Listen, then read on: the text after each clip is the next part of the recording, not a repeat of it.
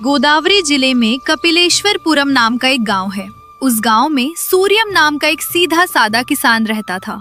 उसे कोई छल कपट नहीं आता था। सामने वाला जो भी कहता वो आंख मूंद कर विश्वास कर लेता था। लेकिन उसकी पत्नी लक्ष्मी बहुत समझदार और हाजिर जवाब थी।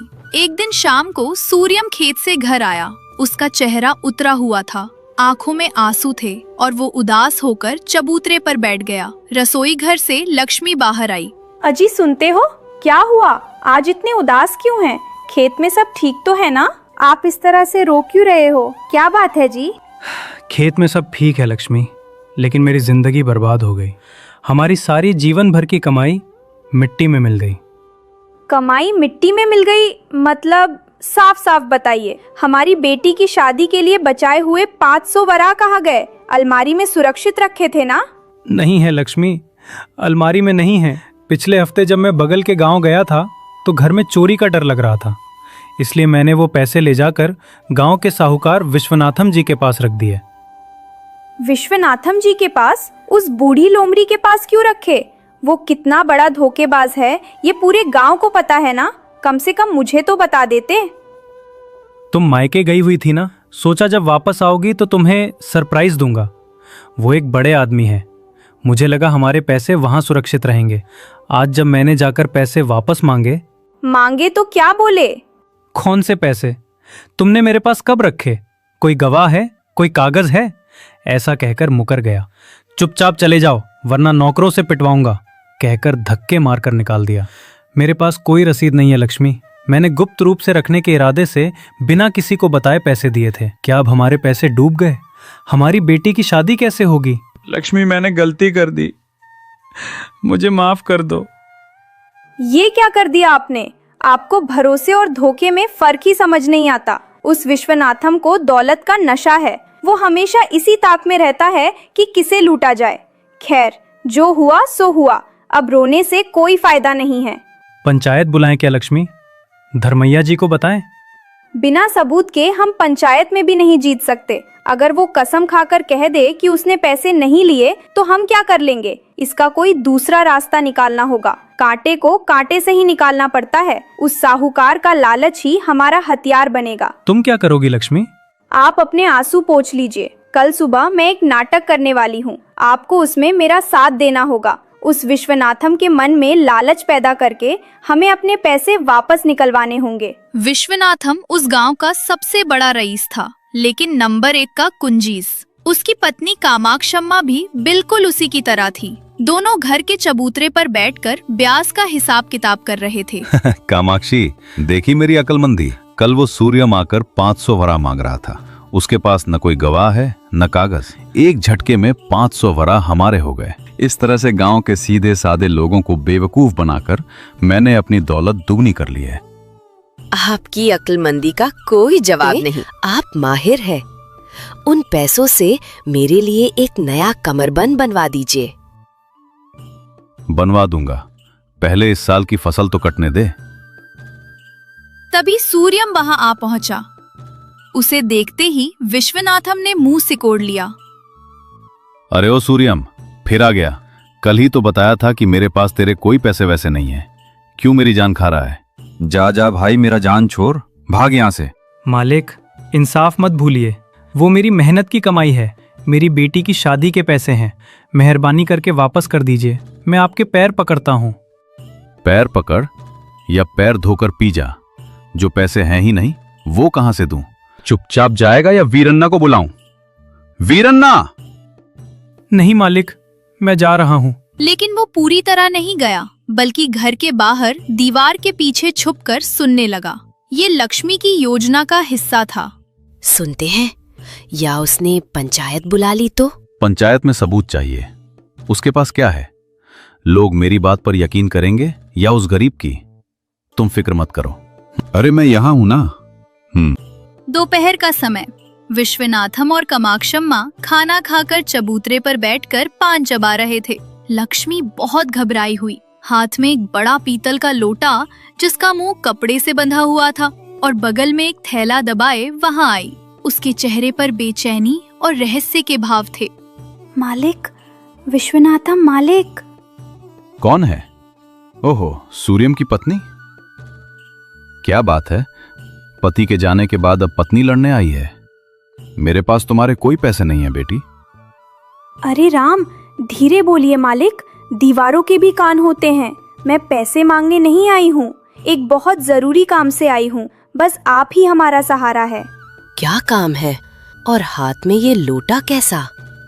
मालकिन, बात ये है कि मेरे मायके से मेरा भाई आया था। मेरे पिताजी मरने से पहले मेरे हिस्से के रूप में कुछ पुराने सोने के गहने और चांदी के सिक्के दे गए थे।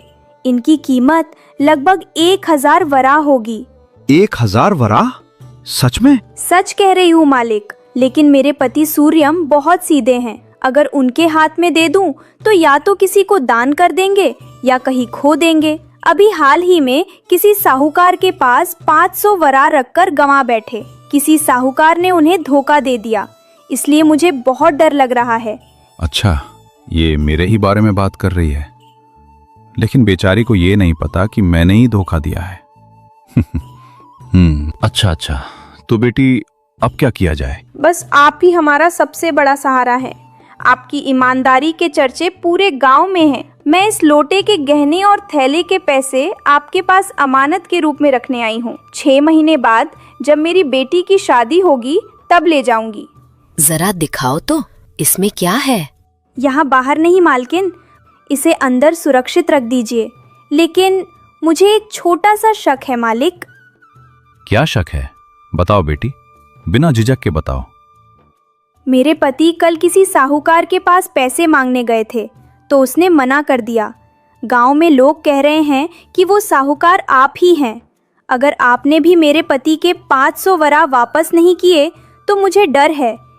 अरे पगली, वो सब झूठ है, गांव वालों की फैलाई हुई अफवाहें हैं। कल तुम्हारा पति आया था, ये सच है, लेकिन मैंने ये नहीं कहा कि पैसे नहीं हैं। मैंने तो बस ये कहा था कि अभी खुले पैसे नहीं हैं, कल आना। बस इतनी सी बात है। अगर तुम चाहो तो मैं अभी उसे बुलवाकर तुम्हारे सामने ही पैसे दे दूंगा, अपनी ईमानदारी साबित करूंगा। सच में मालिक? तो फिर वो पैसे दिलवा दीजिए, मुझे तसल्ली हो जाएगी। तब मैं ये लोटा बेफिक्र होकर आपके हाथों में सौंप दूंगी। अभी 500 दूंगा तो 1000 के गहने हाथ लगेंगे। ऊपर से सूर्यम की पत्नी भी बेवकूफ लग रही है, बाद में इन गहनों को भी हड़प लूंगा। ठीक है, मैं अभी सूर्यम को बुलवाता हूँ। वीरन्ना, जा सूर्यम को बुला कर ला। थोड़ी देर बाद वीरन्ना जाकर सूर्यम को बुला लाया। सूर्यम हाथ बांधकर बेचारे की तरह खड़ा हो गया। क्यों रे सूर्यम, कल तू आकर पैसे मांग रहा था ना?